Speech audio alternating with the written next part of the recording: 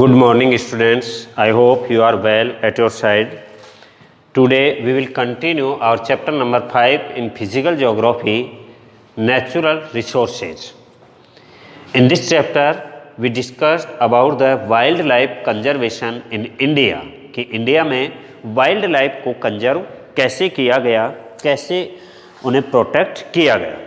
तो the protection of wild life has a tradition in the India many stories of Panchatantra and jungle book. अगर हम ancient epics को देखते हैं तो पंचतंत्रा और जंगल बुक जो स्टोरीज हैं उन स्टोरीज में have stood the test of time relating to the love for wild life. उनसे पता चलता है कि लोग वाइल्ड लाइफ से पहले भी कितना प्यार करते थे.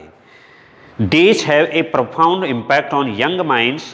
In the year 1972, a comprehensive wildlife act was enacted which provides the main legal framework for conservation of protection of wildlife in India. ऐसे तो एंशियंट टाइम से ही वाइल्ड लाइफ को प्रोटेक्ट करने के लिए कई रूलर्स ने जो स्टेप्स लिए हैं, जैसे जोधपुर में खिजड़ली ग्राम में जो एक इंसिडेंट हुई, चिपको मूवमेंट हुआ कि लोग पेड़ों को काटने से बचाने के लिए अपने आप को पेड़ों की से चिपटा करके रख लिया और वो अलर्ट थे, उन्हें वाइल्ड लाइफ से लव था और वो उनको प्रोटेक्ट करना चाहते थे.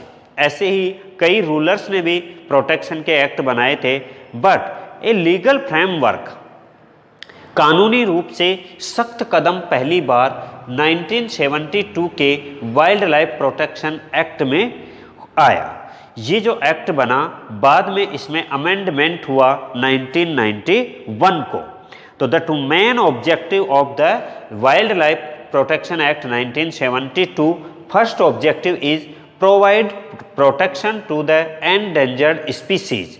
पहला इसका जो ऑब्जेक्टिव था वो ये था कि जो एंडेंजर्ड स्पीसीज हैं, जो खत्म होने के कगार पर हैं, ऐसी स्पीसीज को प्रोवाइड प्रोटेक्शन, उनको प्रोटेक्शन प्रोवाइड करवाया जाए.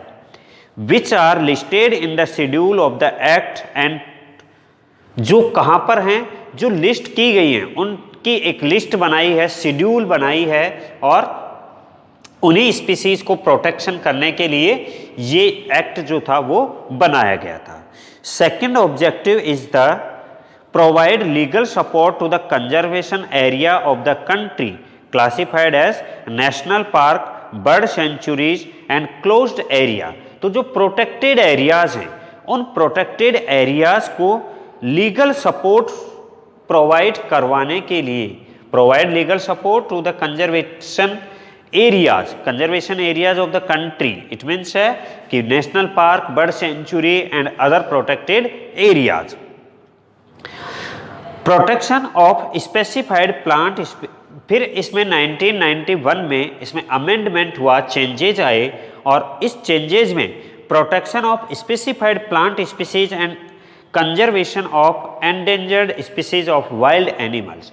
इसमें वाइल्ड एनिमल को भी, वाइल्ड लाइफ में प्लांट स्पीसीज को भी और एनिमल स्पीसीज को भी प्रोटेक्शन करने के लिए स्पेसिफाई किया गया. This act has been comprehensively amendment in 1991 making punishment more stringent. और क्या किया गया इसमें? पनिशमेंट मोर स्ट्रिंजेंट, मतलब और सख्त पनिशमेंट, सख्त सजा का प्रावधान किया गया. Has also made provisions for the protection of specified plant and conservation of endangered species of wild animals. Punishment को और ज़्यादा स्ट्रिंजेंट बनाया गया, हार्ड बनाया गया.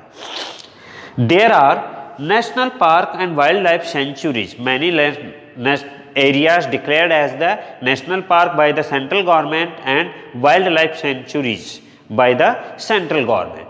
So there are 102 national park in India and 515 wildlife sanctuaries in India.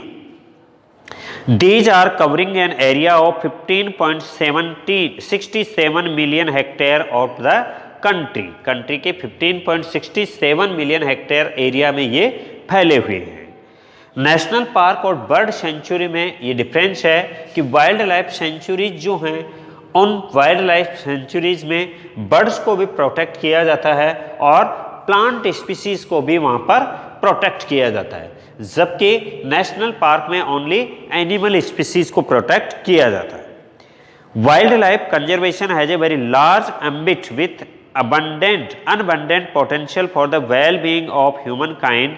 However, this can be achieved only when every individual understands its significance and contributes his bit.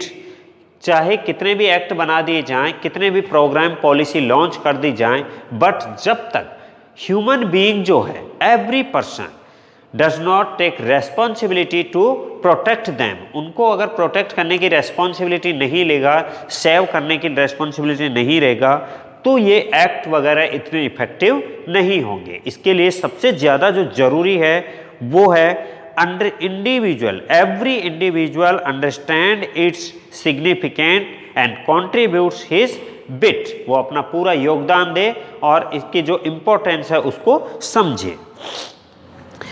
और the purpose of effective conservation of flora and fauna, special steps have been initiated by the government of India, government of India and UNESCO, UNESCO दोनों के combination से एक programme launch हुआ, man and biosphere programme.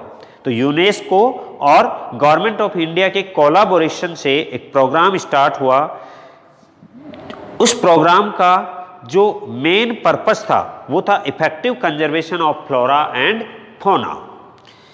Special scheme like the project tiger और project elephant, मतलब specially tiger के लिए एक प्रोजेक्ट लाया गया, प्रोजेक्ट टाइगर 1973 में और प्रोजेक्ट एलिफेंट 1992 में।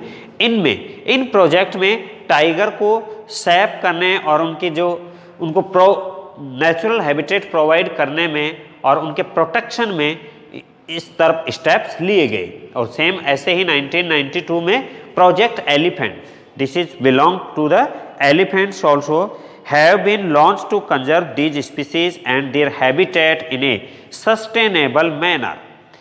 Sustainable मतलब कि आने वाली जो जनरेशन्स हैं उनके लिए भी उनसे कोई नुकसान ना हो और ये जो लिविंग जो हैं एनिमल्स हैं ये आगे तक बने रहें।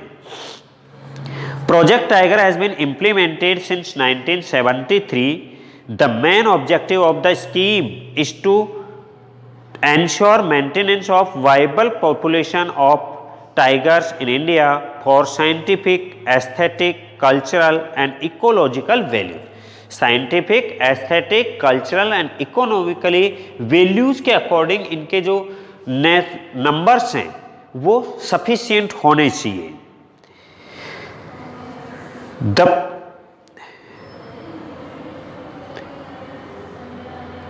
And to preserve areas of biological importance as natural heritage for the benefit, education and enjoyment of the people. Benefit, education and enjoyment of the people. Initially, the Project Tiger was launched in 9 tiger reserves, converting an area of 16,339.